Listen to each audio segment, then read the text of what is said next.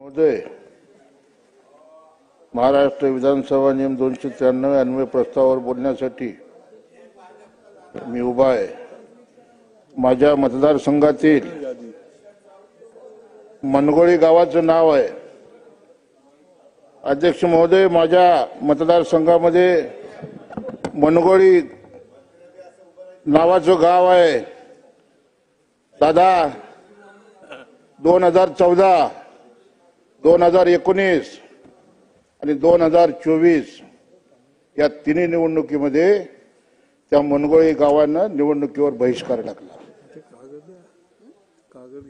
मनगोळी गाव हे मोहोळ तालुक्यातलं अनगरपासून 5 किलोमीटर आणि नरखेडपासून 7 किलोमीटर असणारं हे गाव, या गावानं 2014ला विधानसभा लोकसभा दोन्ही निवडणुकीवर बहिष्कार टाकला। 19ला बहिष्कार टाकला, 24ला बहिष्कार टाकला। निवडणुकीची यंत्रणा घेऊन महसूल खातं आणि होम खातं त्या गावाला रस्ता नव्हता, ट्रॅक्टर मधून यंत्रणा गेली आणि या जिल्ह्याचा कलेक्टर बैलगाडीमधून गेला। आज महाराष्ट्रामध्ये आपण रस्त्यावरती बोलतो। आज रस्त्याचं बजेट, दादा ही माहिती घ्या, सोलापूर जिल्ह्यामध्ये मनगोळी नावाचं गाव आहे। 3 निवडणुकीमध्ये लोकसभेला आणि विधानसभेला त्या गावानं बहिष्कार टाकला। गावाची मागणी काय की आम्हाला तालुक्याला जोडलं जावं, आम्हाला रस्ता द्या, आणि आम्हाला रस्ता देऊ शकत नाही ही यंत्रणा। आणि रस्त्यावरती आज आपण 19,000चं बजेटमध्ये तरतूद केली। माझ्या हातात कागद आहे दादा,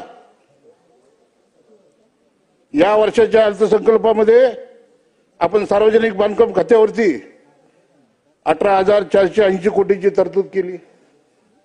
ग्रामीण भागातून ज्यावेळेला आम्ही आमदार म्हणून निवडून आलो, आमच्या मतदारसंघातली कामं ठप्प आहेत।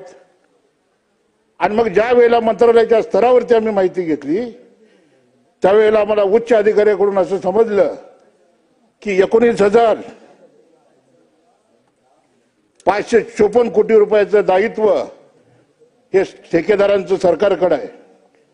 आणि म्हणून दादा, ग्रामीण भागातले मी 3 तालुक्याचा आमदार आहे, माझ्या तिन्ही तालुक्यामध्ये कामं बंद आहेत। आणि मनगोळी गावासारखी तर कित्येक गाव आहेत दादा की याच्या गावाला जायला रस्ता नाही। गुडघ्या इतक्या चिखलातून पावसाळ्यात शेतकरी जातो दादा। कमीत कमी पाऊस जर पडला तर 4-4 दिवस शेतकरी गावामध्ये गावात येत नाही, अशी परिस्थिती आहे दादा। आज पानंद रस्ते आपण बंद केले, ग्रामीण भागातल्या रस्त्यामध्ये बजेटमध्ये कुठेही तरतूद नाही दादा। हा कागद आहे माझ्यापाशी दादा। मुख्यमंत्र्यांनी सांगितलं की 1,000 गाव संख्या असणारी गावं हे कॉन्क्रीटनं जोडली जातात।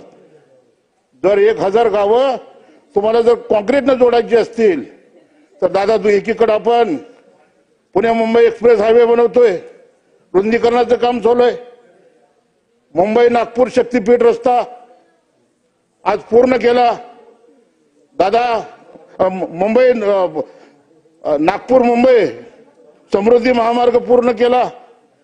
आज शक्तीपीठ नव्यानं आपण उभा करतोय, अलिबाग विरार कॅरोडवर करतोय। तुमच्या पुण्यासाठी ट्रॅफिक जाता होतं म्हणून पुणे कॅरोडवर तुम्ही पुन्हा रिंग रोड तयार करताय।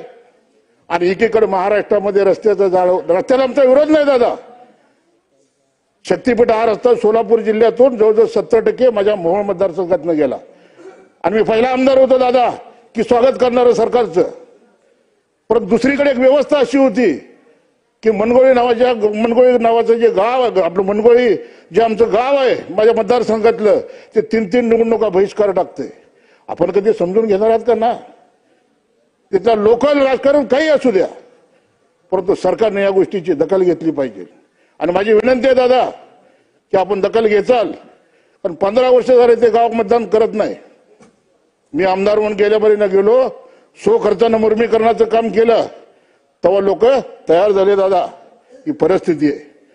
आणि म्हणून माझी विनंती आहे सरकारला की ग्रामीण भागामध्ये अत्यंत शेतकऱ्यांचे रस्ते, दादा 3 किलोमीटरचा रस्ता आहे, 3 निवडणुका दादा। हा विधानसभेत आल्यावर बोलू दिलं जात नाही दादा, आम्हाला बोलता येत नाही। आज पहिल्यांदा बोलतोय, तर काय बेल वाजली दादा, बेल वाजली। आणि दादा मी तुम्हाला धन्यवाद देतो। मला पूर्ण खात्री आहे दादा की आपण लक्ष घातला तर सगळं काही व्यवस्थित होतंय. आपण लक्ष घाला अशी विनंती करून मी 2 शब्द संपवतो. जय हिंद, जय महाराष्ट्र.